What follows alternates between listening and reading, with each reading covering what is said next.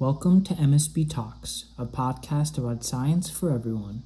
Our guest today is Dr. Shitanshu Uppal, who is currently the George Morley Legacy Professor of Obstetrics and Gynecology and the Chief of the Division of Gynecology Oncology within the University of Michigan Medical School. And his clinical and research work focuses on the surgical treatment of gynecologic cancers, including ovarian, cervical, and endometrial cancer, along with quality improvement initiatives aimed at reducing surgical complications and opioid use after cancer surgery. So this episode, we talk about Dr. Uppal's journey through his clinical and scientific background, research interests, and thoughts on the future of gynecologic cancer care. This is MSB Talks. We're glad to have you. And now for our conversation with Dr. Uppal. Well, thank you, Dr. Uppal, for being here. It's really incredible to have a physician on the podcast. Most of the work that we do, we're conversing with scientists and other faculty members in biology or chemistry. So it's really awesome to have someone on the clinical side of oncology in that regard. I'm Arnav. This is Mohammed. We'll dive right in. First, essentially, why you chose to be a gynecologic oncologist and essentially how you got there. I can't say in all honesty that that's what I wanted to do in the beginning. When I finished my medical school, I grew up in India. Pretty much everybody in my family and extended family I know died from a heart disease. So when I was in medical school, I thought perhaps I'll become a cardiac surgeon. And then I started my career in the US in general surgery, but for whatever reason, it just didn't click. And I started looking at alternatives. And then one of my friends who was doing a residency in obstetrics and gynecology introduced me to this field. And she said, it's really great. It's a combination of a lot of medical side of things where you give chemotherapy, you see patients, and there's also a surgical side of things where you operate and you remove tumors and you do a combination of laparoscopy, robotics. So it's a field which has a little bit of everything, and that really appealed to me. So that's how I ended up in this. Now if you ask me if I would do anything else, probably not. This is great. I noticed you also have an MBA, which is a unique thing for physicians to have. Could you elaborate on why you pursued that and essentially how that can help you in your career? Yeah, I'll give you the honest answer, out of spite. Really? Yeah, no, well, I don't mean it disrespectfully. Mm-hmm. So I think medicine is changing rapidly and there's lots of financial pressures. And sometimes I felt that I was taking on the side of a physician and the patient and wanted things for them which were not available to me, or at least not available easily. And then there's the pressures from the insurance company. So then at one point after the pandemic, I was like, okay, well, the hospital is now being run by the administrators who are MBAs, and I keep hearing from them, you have to balance the sheets and et cetera, et cetera. I was like, okay, I need these skills to be able to understand how this works. And that's how I ended up at Ross.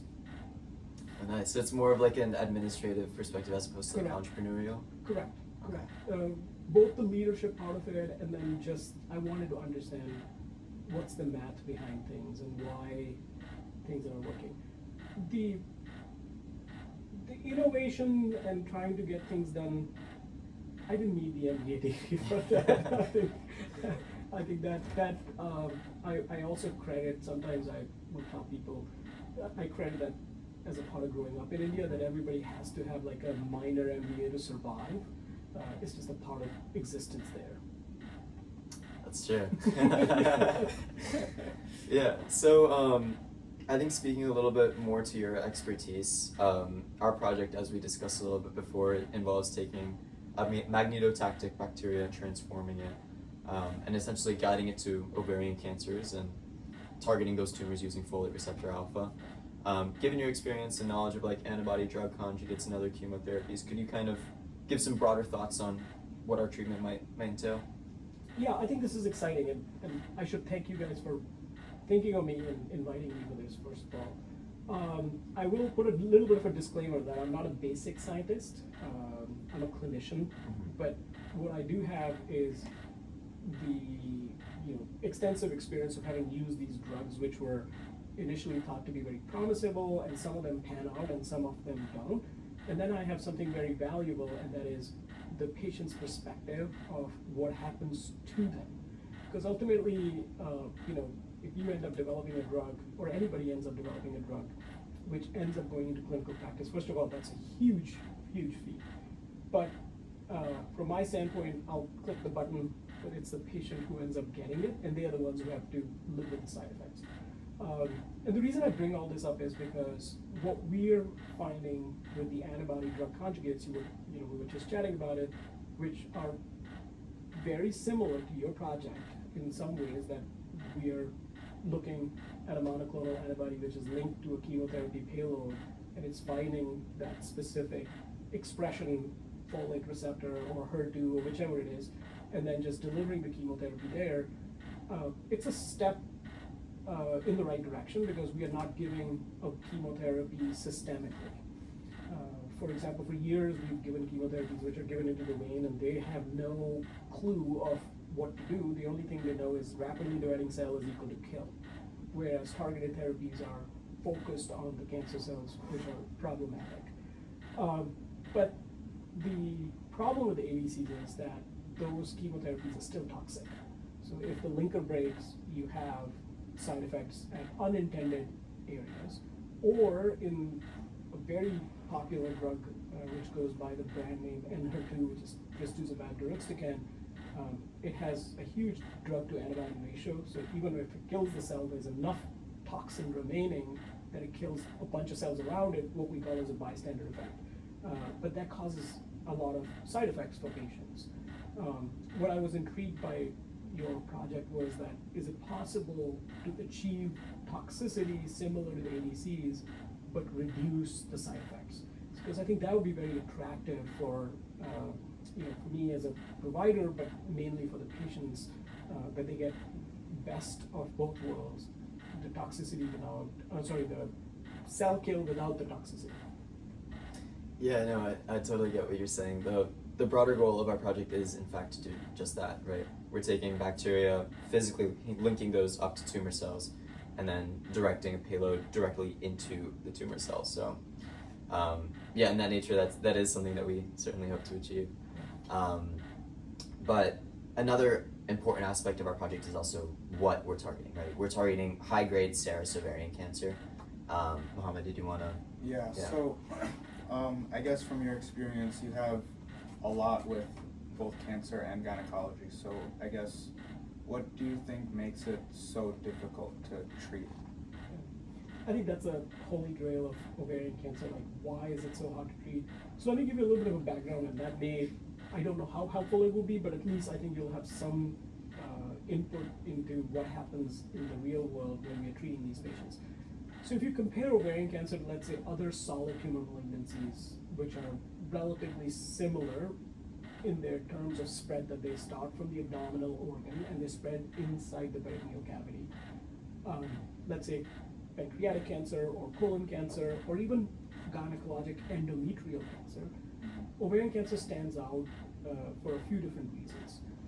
The first one is almost all of these patients will come in without any symptoms.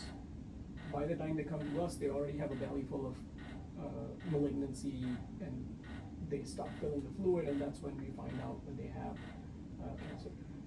Now, at that point, if you were to compare pancreatic cancer or colon cancer or endometrial cancer with that level of disease, in almost every other malignancy, the reasonable choice is to maybe try one or two chemotherapies, and the patients may or may not respond.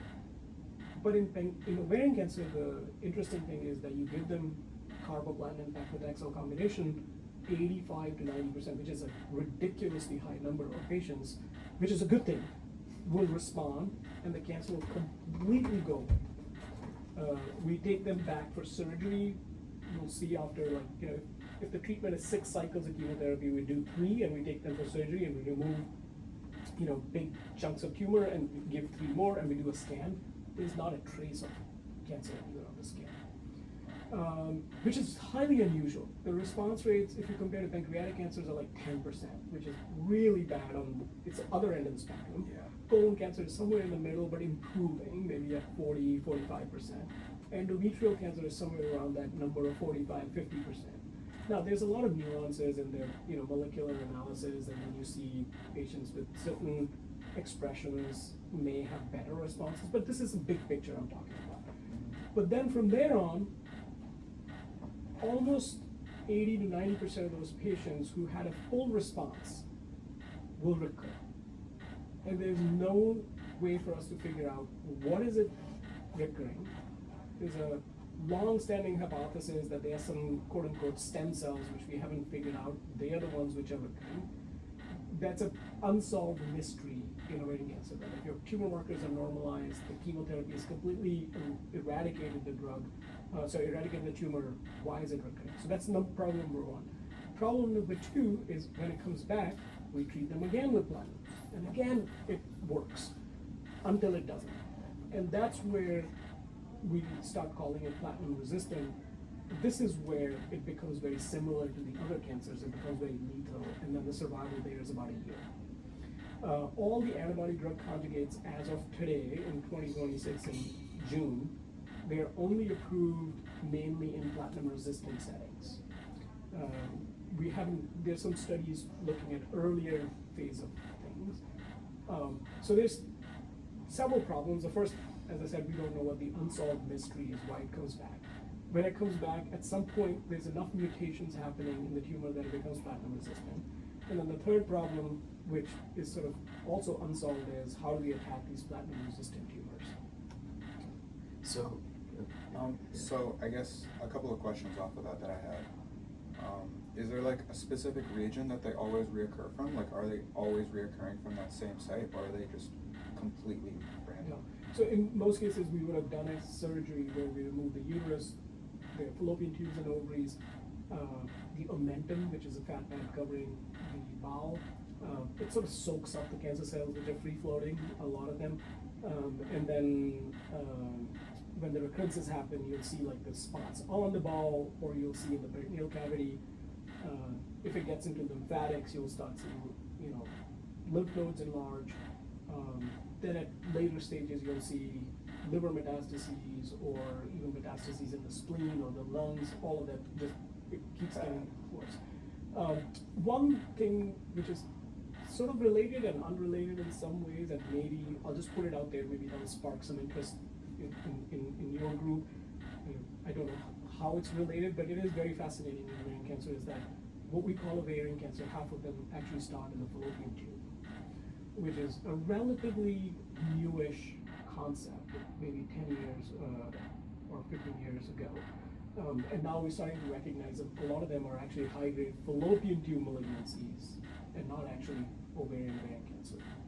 Okay. But they look the same under the microscope. It's hard to distinguish sometimes. They do have very specific molecular profiles. Sometimes we can tell. And if you've heard of BRCA1 and 2 gene mutations, those are the patients who are the ones where these fallopian tube cancers are very, very prevalent. Our group has a huge grant right now, which we are using the money to implement a system where, let's say, a 50-year-old patient comes in and they are getting, say, their gallbladder out. And the surgeon is there. We are like, okay, you've done childbearing, you're more than 50, let's take your tubes out, because it will reduce your ovarian cancer risk quite a bit. So I know it's not connected to what you guys are doing, but this is newish information for whatever it's worth. Interesting. It's pretty cool. Yeah, I didn't know that actually. Yeah, it's really exciting, yeah. So Yeah. it gives us the opportunity to reduce the cancer, but it's on a very sort of public health, preventative side of things rather than treatment side of things where you guys are focusing. Yeah. I was also reading that a big part, or at least some part of why ovarian cancer is hard to treat is because it's hard to detect early. Is that true, and to what extent have you seen that? Yeah, it's very true. So, if you go back to the same conversation about fallopian tube or the ovary, the fallopian tube is sitting in the peritoneal cavity, and we all have fluid in the peritoneal cavity which is sort of circulating, and it's around the bowels, so the bowels are sort of well lubricated, for the lack of a better word. But these fallopian tube malignancies, they just sort of shed the cancer cells, and then they just start going all over the place, and then they become metastases in the abdominal cavity. So for example, endometrial cancer patients, what will happen is, because the endometrium is connected through the cervix to the vagina, the patient will have bleeding, either excessive bleeding or bleeding after their menopausal. Ovarian cancer, there are no symptoms, and symptoms only come in when those metastases are causing discomfort to the bowel, sometimes bloating sensation, or fluid is filling up in the abdominal cavity. By that time, it's already quite advanced. And by the way, there's been $1 billion spent in the last 25 years in trying to find a screening test, and we are nowhere close to solving that problem. Wow. I guess I had one more question here. So you said that 80 to 90% of people who first get it, they get full treatment, it's like gone, Yeah. and then it comes back. Gone in the sense that we can't see it with the naked eye, our scans can't pick it, the Yeah. tumor marker normalizes. So all the 3 tools we have can't detect any remaining disease. Clearly, There's something. there's there. something Yeah. there. So how many of those people reoccur? Or So, yeah. I don't remember the word. Yeah, so let's do the math. So if there were 100 patients with advanced ovarian cancer, which is quite common that it's advanced, 85 to 90% of them will have a complete response, like we're talking about. 15% of those which are not seeing the complete response have a poor prognosis. Right? They get platinum resistance very quickly, they're just not responding to the initial treatments, they have very poor prognosis. Out of these 85, let's say another 80 to 90 of those will recur. So now there's a very small, maybe 10 patients out of the 100 where you've treated them and the disease doesn't come back. Okay. So So it's a very small subset of patients. it just keeps coming back for the majority of patients. We treat it, it goes away, you have a remission, and with every subsequent treatment, you can imagine like the chemotherapy, if it gets rid of 99.9% of the cells, that 0.1% which is remaining is resistant in some ways, or it has sort of self-selected, the chemotherapy has selected the resistant clones. And then at some point, the resistant clones are resistant enough that platinums don't work at all. And that's where I was saying the platinum-resistant cancer comes in, and that is very difficult to treat. So in that regard, you're saying like ADCs, are they kind of like a last resort in terms of treatment? Most cancer treatment starts that way. Okay. Right. If you look at the drug development in cancer, what ends up happening is that phase 1 studies, when they'll come in at the point where you've exhausted the standard of care treatments.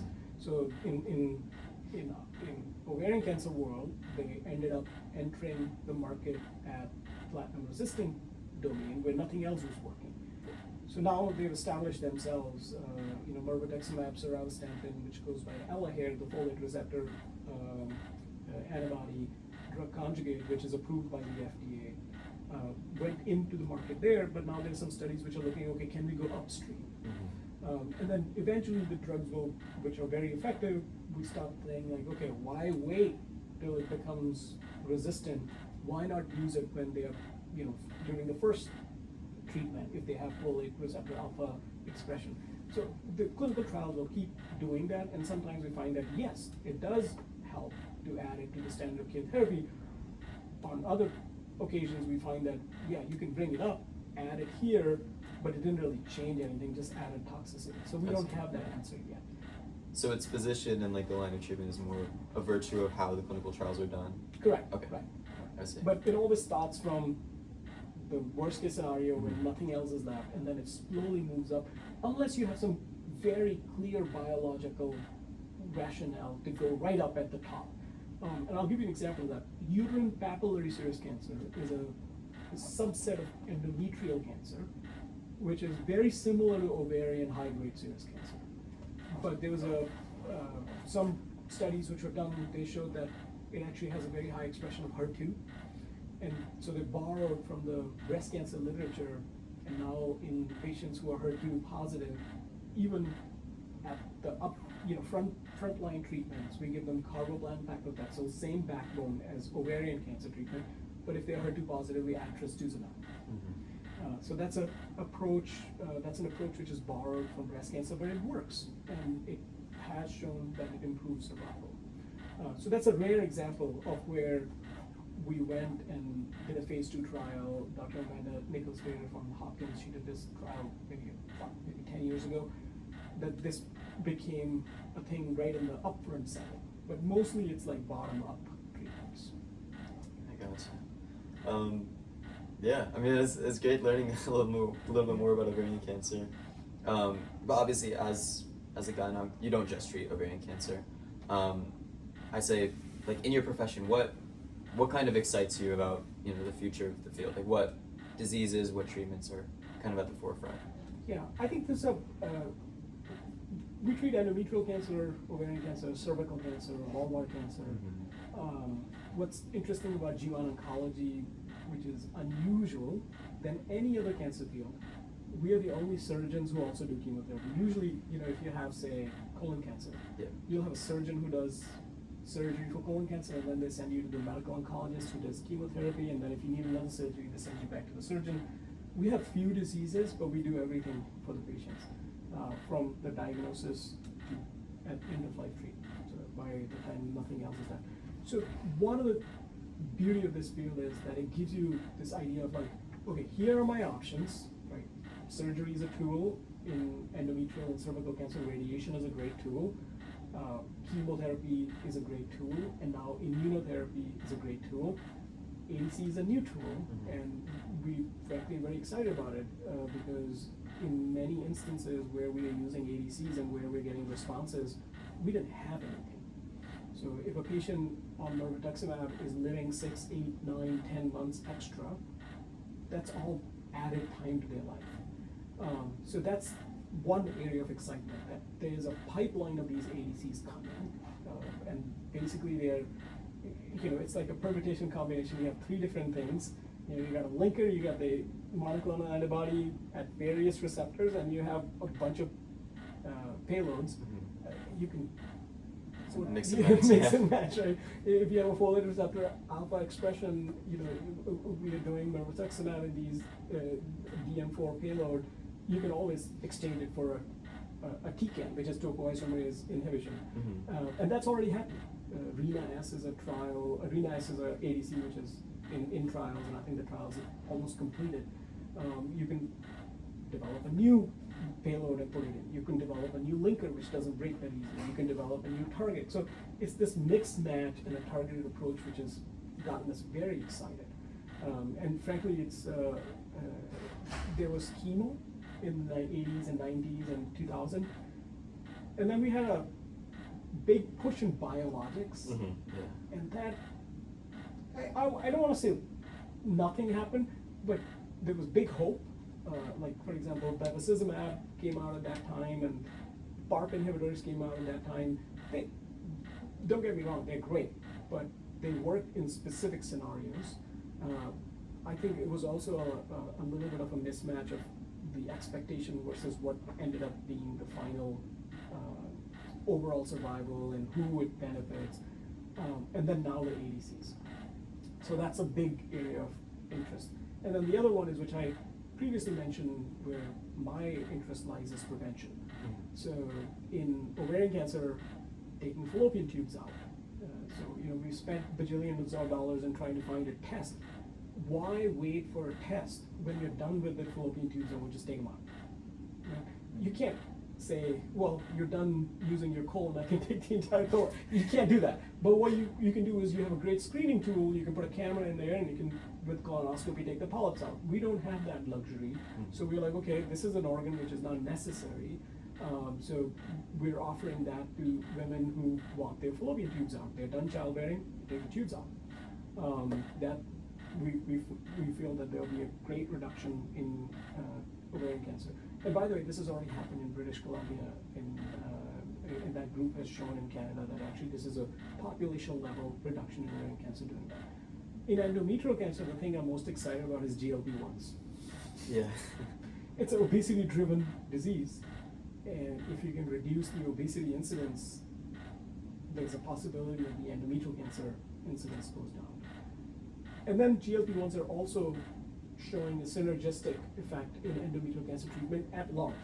It reduces the weight, and there's also some early work which is sort of like very early, that there might be even receptors which are getting blocked in endometrial cancer where there might be mechanistic effects, but that's a really huge area of excitement. Cervical cancer, I think we've solved it. We just don't want to take the solution. I see. The HPV vaccine exists, and it has existed for years. And there are countries like, there was a paper out of Australia, I believe I don't remember exactly when, but 4 or 5 years ago in Lancet. And they looked at the cohort of patients, or people who had gotten preventative HPV vaccine and the like literally known cancers. And now no is not possible because they are HPV independent cervical cancers, but the kind of reductions we've not seen. And remember, HPV vaccine prevents oral cancers, anal cancers. There's a huge, nasopharyngeal cancer. So there's a lot of HPV-related diseases which are reduced. But in the U.S., we're a little bit hesitant because of the medical mistrust and things which are beyond the conversation here. But that solution exists for those who want it. I guess one more question, or not the last question, but I guess I have a question. You were talking about the mixing and matching of the new drug. Our group we're like working on not just treating ovarian cancer, but we're also trying to build up a method so that you can just quickly insert a new plasmid targeting method, and then it'll switch from ovarian cancer to any other cancer as long as you have a reasonable target. So I guess what would a clinical, like taking it from basic science to a clinical standpoint look like in that sense? Well, that's a great question. So I think I'll say this first, that based on the limited conversation we have, what I'm excited about what you're doing is that, if I'm understanding this correctly, that there is no linker, right? So that's great, because most of the toxicity in the ADCs we are seeing right now, at least as of today, is the linker related. There's a big benefit you have. Payload, whatever you decide in your thing would be great, and that's exactly right. If you can find the delivery mechanism, you can change the payload. You still have to verify everything. I think the next steps would be first, figuring it out in cell lines, and then from there on animal studies. If you were doing this in Michigan, look at Annalisa DeFeo's lab. Yeah, we have one of our president was in her lab. Okay. Yeah. That's great. So Annalisa's at the forefront of it, and one of my partners, Dr. Zeni Zhao, works very closely with her. And Dr. Zhao is also sort of that person who connects the basic science to actually bringing it to a phase 1 clinical trial. So, I mean, getting it to phase 1 is a big leap. Yeah. But once you see animal studies and you're like, okay, this is something really there, I think at that point of time, the next step would be figuring out like who's going to bankroll you guys. Because I think you're going to need a lot of money to be able to say, okay, well, here's either a pharmaceutical company or some grant which is helping you develop it, and then you go into the early phase 1 studies, and then you're from there on moving on. One thing I will say though, and this is something which the ADCs did brilliantly, especially trastuzumab deruxtecan. Once they got to a threshold of like, okay, it's making sense to use it, they did these phase 2 studies which were really creative, where they took a bunch of diseases and they're like 30 patients, 30 patients, 30 patients, 30 patients, and they took everybody who was expressing that receptor, and they just put them in. Now, they ended up getting like a blockbuster response because it responded in every disease, and some more than others. Like endometrial cancer was like, if you have a HER2 expression of 3+, it was like 87% response rate, unheard of. It's only 30 people. It could be a statistical anomaly. You still need confirmatory studies. But what ended up happening as a result, because the number was so high that the FDA gave them expedited approval until the phase 3 trial happens.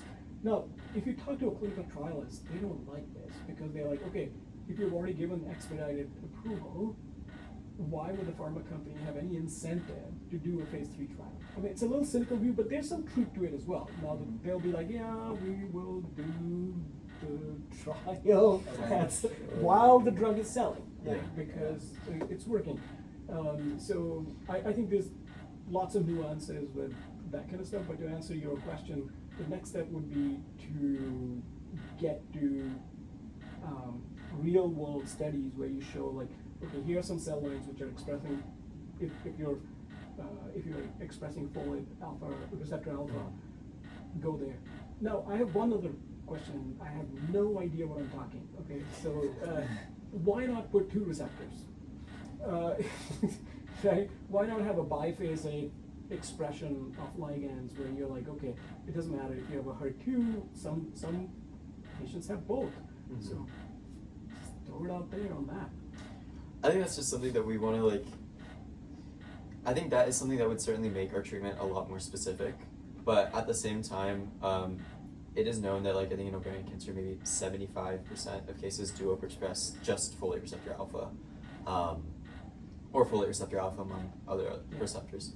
So I think our goal is essentially just to get like a proof of concept out there to show that hey, if we can do it with folate receptor alpha, then once we identify another target and add it, then we're more than twice as specific. So that's a really great point. I think that would essentially just add to the USB-A, USB-C, what difference does it make? Yeah. So you've seen those dongles which come with everything. Make it like that. Yeah. Then it's a lower bar, because if you're doing the work, you want to set yourself up that you don't have to repeat the work for at least the safety work. So is your suggestion to make like one treatment that can address all types of I already cancers? put the disclaimer, I have no idea what I'm talking about. I'm talking about convenience, but now you can say, hey, if there's any side effects and you put 2, the patient may have no folate expression but HER2 expression, now you're also like getting the toxicity. Again, you have to think through this. I'm just putting a little marker there for you to think. Is there a benefit? I don't know the answer to that. That's for you all brilliant minds to figure it out. That's a very fair point then. I guess before we wrap up, just wanted to ask if you would have any advice for anyone who's hoping to jump into either the field of oncology or gynecology. Well, I've already said gynecology is one of the best fields. I will also put a plug in here. If anybody's listening, we have, who's thinking of doing this as a career, obviously the basic science is a path.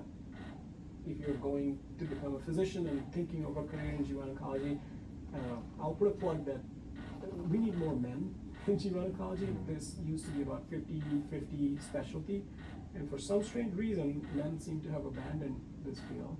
I don't know why, but I think some sort of balance would be great. So consider this as a specialty if you're a medical student or thinking about that path. But outside of that, the larger question which you guys are doing and which makes me very happy is that you're curious. I think that's the key. For some strange reason, and maybe this is the cynical, midlife crisis I have, where I see that people seem like everything is already figured. There's nothing left for me to do, and I feel like no, that's not true. Even newer approaches, great, but even with answers to questions we haven't had for 30, 40 years. We need somebody to look at it with a fresh perspective. Have you seen Big Hero 6? Yeah, I have. I bring that up because you have amendments in your project. There's this one scene where the older brother, I forget his name, Tadashi, lifts the protagonist of the movie upside down, and he shakes him and he says, look at it from a different angle. And he sees everything upside down and immediately just is like, boom, he has a new idea. Which, that's an animation version of symbolic. It's symbolic that sometimes you look at things with a different angle and all of a sudden you see something which people haven't seen for decades. Or, the most brilliant minds in the world be like, just walk past that problem because they didn't see it. And now you have tools, which at least we have them in my generation, but now your generation is growing up with that tool, which is the AI. which you can use, and the knowledge is much more democratized. So be curious with that, and I think we'll be very, very hopeful that things will move much faster than they did in previous generations. Yeah. Really proud of what you guys are doing. No, that's great to hear, and Yeah. thank you again for hopping on Absolutely. our podcast. It's great to have had the chance Awesome. to talk to you. Yeah, it's great. Thank you so much. Yeah, I think we'll call All it right. there. That concludes this episode of MSB Talks, where we delve into the science behind our research into cancer, therapies, and hope for a better solution. We're committed to sharing evidence-based insights and the voices of those advancing our understanding of cancer. To stay up to date with future episodes, subscribe to our YouTube channel, and if you have feedback, questions, or personal stories you'd like to share, we welcome you to reach out, and you can find us on Instagram at michigan.msbt. Speaking with Dr. Uppal were Arnav Sharma and Mohammed Vora, members of MSBT, and I'm your host, Daniel Yang, and I thank you for joining us today.